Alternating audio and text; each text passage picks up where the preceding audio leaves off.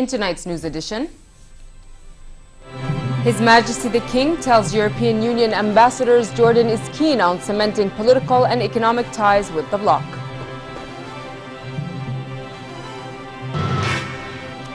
The United Nations chief condemns a deadly attack on Aleppo University as the violence continues unabated across Syria.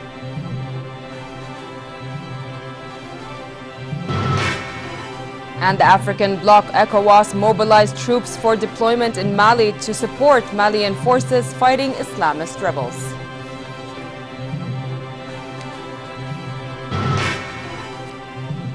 Good evening and welcome to the news at 10. During a visit to the Armed Forces Joint Special Operations Command Headquarters, His Majesty the King was briefed on training programs at various units. King Abdullah, the Supreme Commander of the Armed Forces, was welcomed by Chairman of the Joint Chiefs of Staff, General Mohammed Zeben, and the Commander of the Joint Special Operations. The King gave his directives on a number of issues to elevate the performance of the Armed Forces and Special Operations Unit. His Majesty the King said democracy is in essence a vibrant process that all of us practice, citizens and state alike. In his second discussion paper on his vision of comprehensive reform, the King said the Constitution formed the basis of political and democratic life, which had provided the framework for the country's decision and choices over 90 years. He said institutions and laws showed continue to evolve and become better, noting the country had made remarkable progress along the path over the past years. He said amendment of a third of the Constitution had boosted the separation and balance of powers, enshrined the independence of the judiciary, and safeguarded citizens' rights. He also cited the establishment of the Constitutional Court and the Independent Elections Commission, achievements meant to empower the people to chart the country's future with transparency, fairness, and collective participation. He said it is high time to further bolster this solid base and build on it. His Majesty asked citizens to engage in national dialogue on one of the most important aspects of democracy, the transition to parliamentary governments. His Majesty the King met European Union ambassador and said Jordan's economic and political ties with the bloc should be bolstered.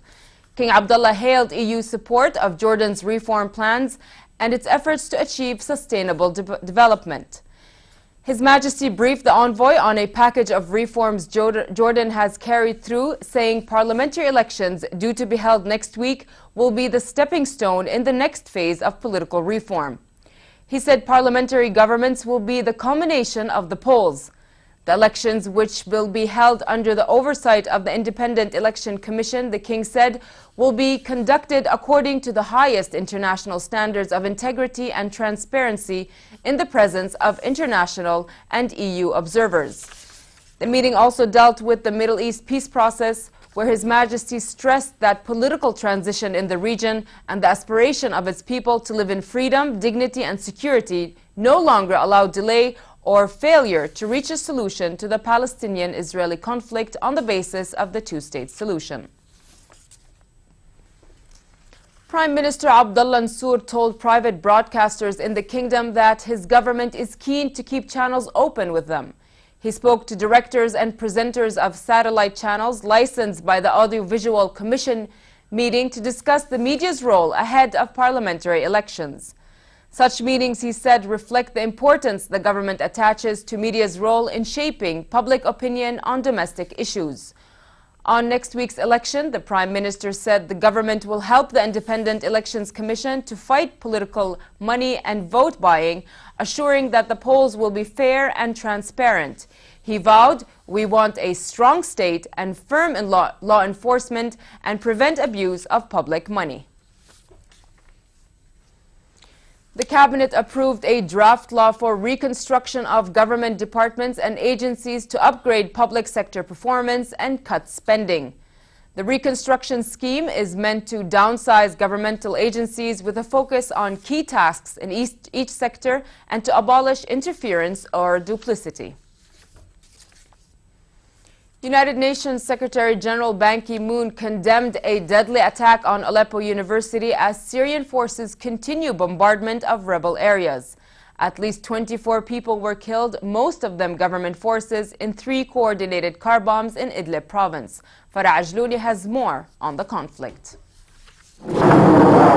This was the moment of impact.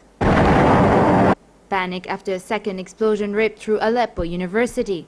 Twin blasts, which took place on the first day of exams, killed more than 87 people and wounded dozens. Other videos show extensive damage inside one of the buildings. Opposition fighters and the Syrian government are each blaming the other for the deadly attack. Syrian armed forces launched a renewed offensive in Aleppo a day after the explosion rocked the northern city's university. And as the situation deteriorates, Syria's government has authorized the World Food Programme to extend its reach to the war-torn country, where 2.5 million people are suffering from hunger.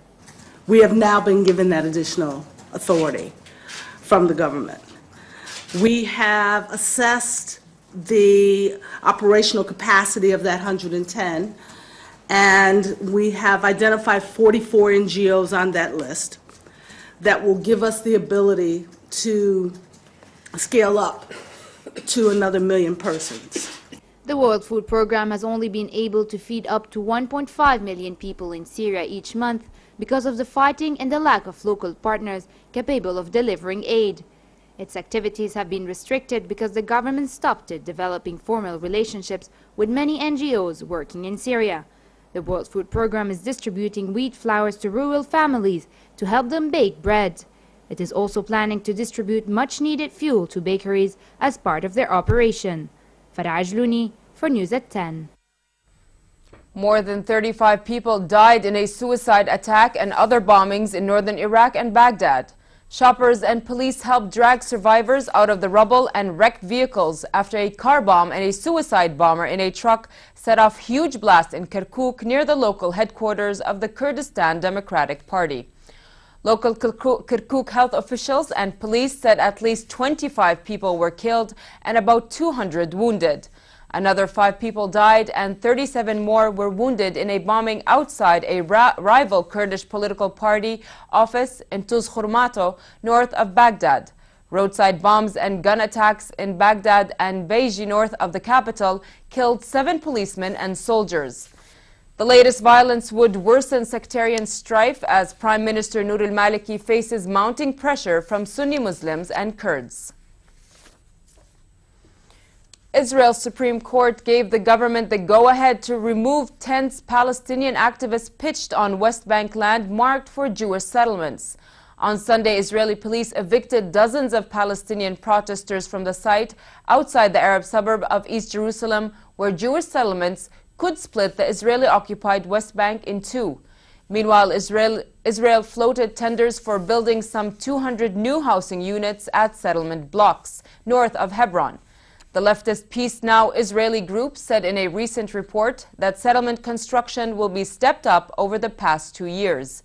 It said up to 1,700 new settler homes were being built in addition to more than 300 constructed in unauthorized settler enclaves. The new tenders were issued less than a week before the Israeli legislative election, which Prime Minister Benjamin Netanyahu is most likely to win. The head of the West African bloc, ECOWAS, said the group aims to mobilize its troops as quickly as possible to support Malian forces fighting Islamist rebels. French troops launched their first ground assault in a broadening of their operation against Malian rebels who have resisted 6 days of airstrikes. Asya Hattab has an update. West African troops could begin deploying in Mali within the next 48 hours.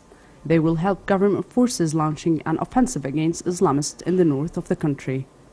Malian Army Chief Ibrahim Dembele said efforts were being made to overcome logistical and technical hurdles so that African troops can start streaming into Mali to support the war effort to dislodge Islamist rebels. Sources said French ground troops and Malian army forces encircled rebel fighters in the central town of Diabali as France prepared to launch its first ground assault on the rebels. Another military sources at the West African Regional Bloc ECOWAS meeting said Niger and Nigeria are ready to send in their troops over land, while other countries will pace them in over the next week. Well, we came here as ECOWAS to pool our resources together to assist Mali resolve the current crisis. And therefore, our purpose is to find a way out. President Francois Hollande said earlier French forces would remain in Mali until stability returned to the West African nation. Hollande said France hoped, however, to hand over to African forces in its former colony in the coming days or weeks. We're in a better position than last week, but the combat continues and it will be long. Let's be honest, the goal is to make sure that Mali regains all of its territory's sovereignty. Meantime, a C-130 transport aircraft of the Belgian Air Force left a Brussels military airport with 35 soldiers on board to reinforce transport capacities connecting the Ivory Coast to French troops in Mali. Belgian Defense Minister Peter de Crème said Belgium will only support with transportation for medical assistance and medical supplies. Thousands of African soldiers are due to take over the offensive. Regional armies are scrambling to accelerate an operation which was initially not expected until September and has been brought forward by France's surprise bombing campaign aimed at stopping a rebel advance on a strategic town last week. Asya Hattab for the news at 10. 14 people were killed when an 8-story apartment building collapsed in Egypt's Mediterranean port city of Alexandria. 3 neighboring buildings were also destroyed. The building was home to more than 30 people and collapsed early in the day, where most tenants were at home. Rescue workers used mechanical diggers and their bare hands to search through rubble for survivors. It was chaos in central London. A helicopter crashed into a crane on top of one of Europe's tallest residential blocks, bursting into flames and killing 2 people. The pilot was one of the dead and 11 people were injured. The aircraft spiraled down into rush hour traffic close to the Houses of Parliament. Police said there was nothing to suggest a terrorism link to the crash. It happened on a foggy morning on the south bank of the River Thames, less than a mile from Britain's Parliament, its Secret Service headquarters, and the site of a new U.S. embassy.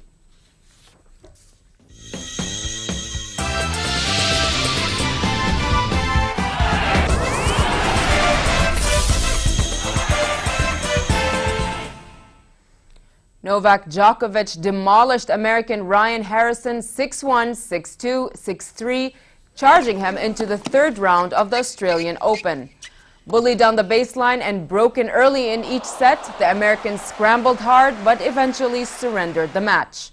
Djokovic will continue his bid for a 6th Grand Slam title and 4th at Melbourne Park against Czech veteran Radek Stepanovic. Game, set and match, Djokovic, 3 sets away, 6-1, 6-2, 6-3. In the women's draw, Maria Sharapova humiliated her Japanese opponent, Misaki Doi, who struggled to hold back her tears after the defeat 6-love, 6-love. Sharapova's opponent in the 3rd round will be Venus Williams.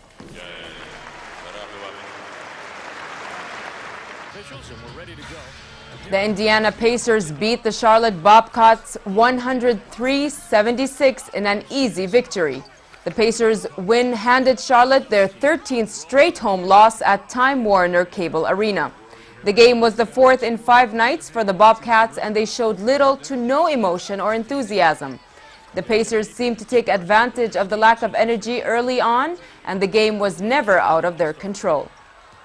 Here comes Gordon on the fast break. Gets it to go, 77-56. Just hasn't had enough time. Inside Pendergraft. Jordan will observe a holiday on the anniversary of the Prophet Muhammad's birthday, peace be upon him. A statement by the Prime Minister's office said ministries and public institutions will be closed on Sunday the 20th instead of Thursday the 24th of this month, the original day of the religious anniversary.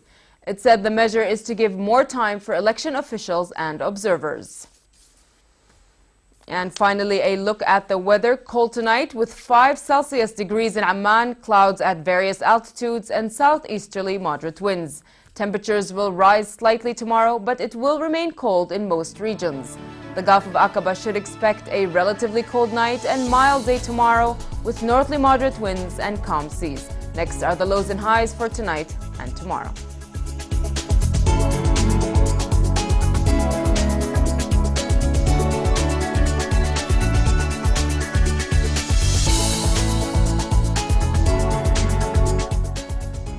To end the news, here's a reminder of our top stories. His Majesty the King tells European Union ambassadors Jordan is keen on cementing political and economic ties with the bloc.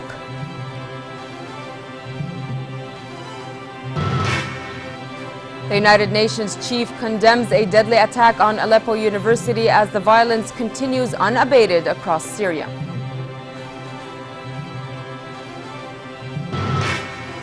And the African bloc ECOWAS mobilizes troops for deployment in Mali to support Malian forces fighting Islamist rebels. With that, we come to the end of tonight's news. I'm Nancy Khair. Thank you for watching and have a good night.